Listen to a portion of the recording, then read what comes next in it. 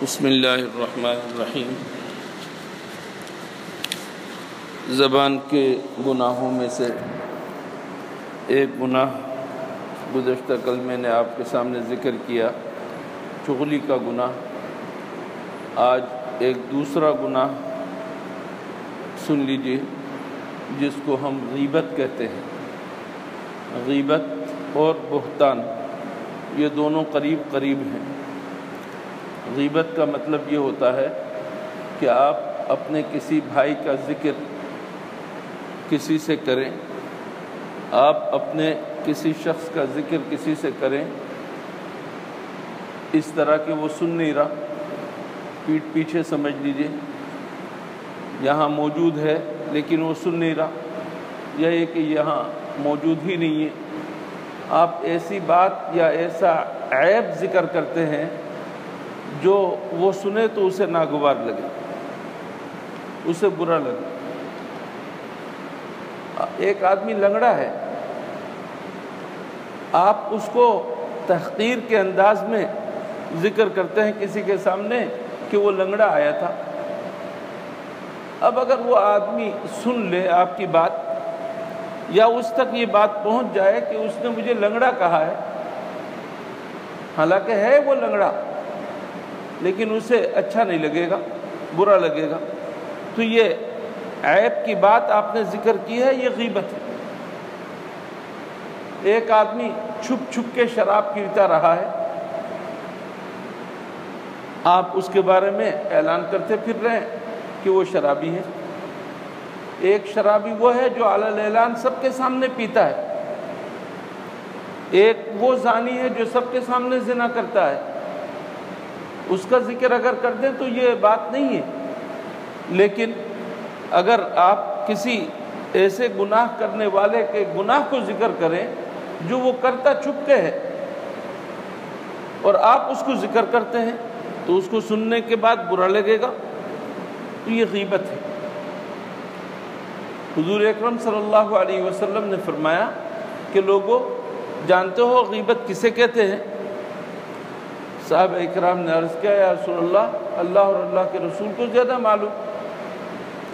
تو آپ نے فرمایا تم اپنے بھائی کا ذکر اس طرح کرو کہ اسے ناگوار لگے۔ صحابہ نے پوچھا یا رسول اللہ اگر وہ عیب واقعی میرے بھائی کے اندر موجود ہو کیا تب بھی غیبت ہے؟ حضور اکرم صلی اللہ علیہ وسلم نے فرمایا تبھی تو غیبت ہے۔ اگر وہ عیب اس کے اندر ہے ہی نہیں تب بھی تم اس کو عیب ذکر کرتے ہو کہ اس کے اندر عیب ہے، پھر تو یہ بہتان ہے، اور یہ اس سے بھی زیادہ شدید ہے، اس سے بھی زیادہ شدید ہے۔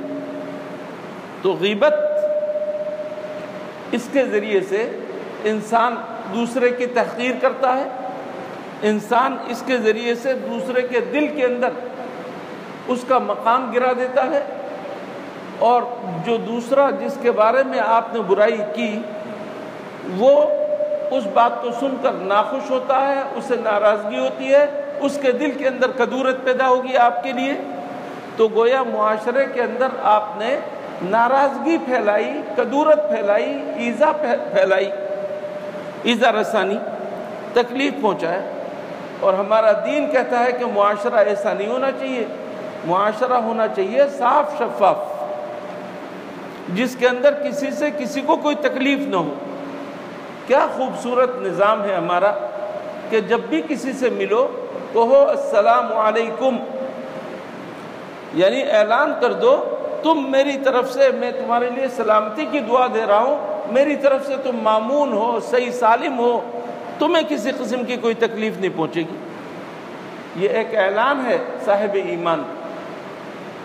مومن کون ہے؟ جس کے ہاتھ سے، جس کے پیروں سے، جس کی زبان سے دوسرے مسلمان محفوظ رہیں، وہ مسلمان ہے۔ خون محفوظ رہے، جان محفوظ رہے، مال محفوظ رہے، یہ ہے مسلمان، یہ ہے مومن۔ تو ہمارا دین ہمیں یہ سکھاتا ہے کہ کسی کی غیبت نہ کرو۔ آج غیبت ہمارے درمیان بہت زیادہ رائج ہے۔ پہلے تو یہی کہا جاتا تھا کہ عورتیں بہت زیادہ غیبت کرتی ہیں، واقعی غیبت کرتی ہیں، لیکن آج مرد اور عورت کا کوئی فرق نہیں رہا۔ جہاں دو آدمی کھڑے ہوئے وہیں پر کسی تیسرے کی غیبت شروع ہو گئی۔ اس لیے بزرگ حضرات فرماتے ہیں کہ کسی کا ذکر اچھا بھی نہ کرو، کیونکہ تھوڑی دیر کے بعد تم برا کہنا شروع کر دو گے۔ آپ نے کسی کے سامنے تعریف کر دی، وہ دوسرا آدمی کہے گا اچھا تم اس کے بارے میں یہ سمجھتے ہو، وہ تو ایسا اور ویسا ہے، لیجئے شروع ہو گیا۔ اس وجہ سے کہتے ہیں کہ آدمی اپنا حساب کتاب نہیں دے سکتا اللہ کے سامنے، دوسروں کا حساب کتاب کیسے دے گا؟ اس وجہ سے اپنے آپ کو بالکل الگ تھلگ رکھو، غیبت نہ کرو، غیبت نہ سنو، غیبت نہ تم سناؤ، نہ کسی کی غیبت سنو۔ اس کو قرآن کریم نے وَلَا يَغْتَبْ بَعْضُكُمْ بَعْضًا أَيُحِبُّ أَحَدُكُمْ أَن يَأْكُلَ لَحْمَ أَخِيهِ مَيْتًا فَكَرِهْتُمُوهُ، عجیب و غریب انداز سے فرمایا کہ تم میں سے کوئی کسی کی غیبت نہ کرے۔ مثال دے کر فرمایا کہ تمہارا ایک بھائی ہے، مر گیا، اب اس مردے کا گوشت کیا تم نوش نوش کر کھاؤ گے؟ مردار ہے، مردار کا گوشت نوش کر کھاؤ گے؟ تم اس چیز کو تو ناپسند کرتے ہو۔ تو جس طرح اس کو ناپسند کرتے ہو، غیبت کرنا دوسروں کا گوشت کھانا ہے، اس کو بھی ناپسند کرو۔ یہ ہے ہمارے دین کی تعلیم۔